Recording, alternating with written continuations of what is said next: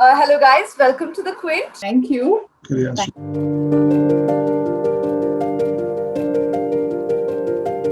मैंने जब ट्रेलर देखा वो एक लास्ट सेंटेंस जो डायलॉग था पंकज सर का वो मुझे बहुत इफेक्ट किया क्योंकि इस साल मैं वो डायलॉग बोलती हूँ इनोसेंट अंटिल प्रूवन गिल्टी.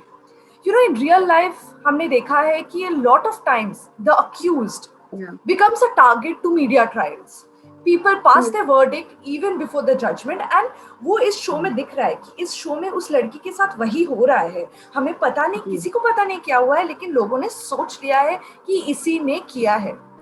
आपको ऐसे सिचुएशंस के बारे में क्या कहना है? बिकॉज हमने रिसेंट पास्ट में ऐसे सिचुएशंस देखे हैं. किसी भी चीज का एक पहलू नहीं होता है.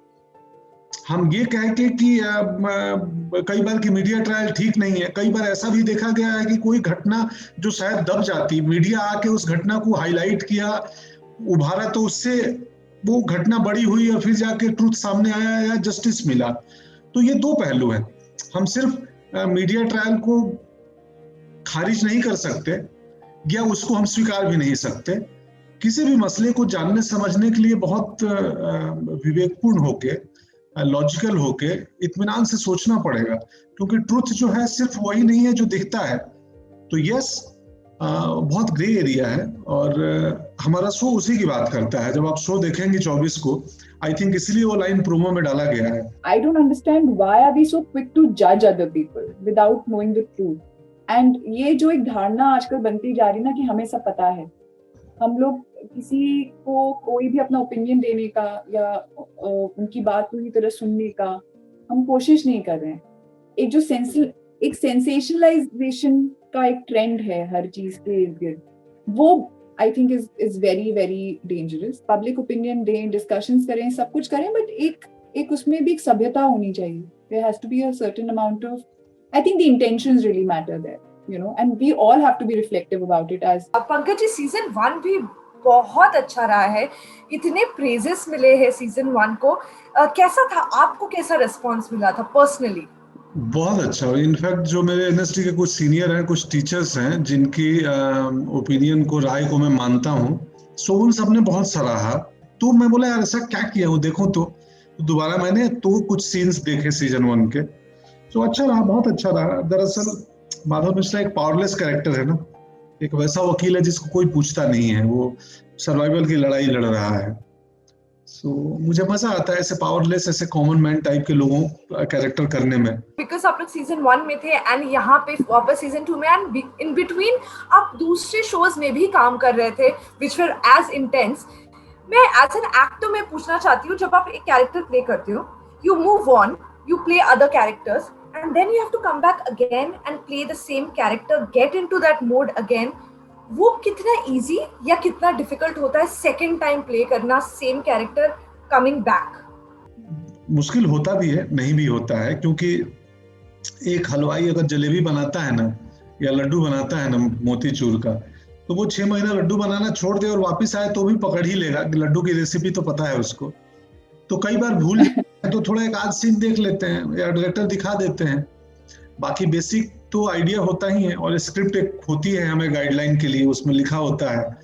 और कैरेक्टर का मैनरिज्म, बिहेवियर अगर थोड़ा दिमाग से निकल गया तो हमें कोई याद दिला देता है, दिखा देते हैं, हो जाता है. मेरे लिए आई मीन ये पहली बार है तो इंटरेस्टिंग था, क्योंकि I think more than anything else, as an individual, I feel a lot of change in me from 2018 to now. जैसे काफी गुत्थियां ऐड हो गई हैं, कुछ गुत्थियां सुलझ गई हैं पंकज सर की लैंग्वेज में. तो फिर उस कैरेक्टर को वापस निभाना, जो अपनी लाइफ जर्नी में भी थोड़ा बदल चुका है, थोड़ा आगे बढ़ चुका है, वो काफी इंटरेस्टिंग था. हम लोग सबके लिए बहुत ही अजीब था ये साल. और ऑल्सो OTT प्लेटफॉर्म्स ने कमाल कर दिया है with the number of shows. And Pankaj ji, आप तो छाए हुए हैं, आपकी तो बात ही अलग है. लेकिन आप मुझे बता सकते हैं, दोनों से पूछ रही हुई है, आपके फेवरेट शोज क्या रहे हैं? मैं तो कुछ देखा नहीं हूँ, मैं देखता नहीं हूँ कुछ, तो मैं शो और फिल्म के बारे में बता. ये कौन सी बात होगी, आप क्यों नहीं देखते हो? मुझे मजा नहीं, मतलब मन, इच्छा नहीं होती है.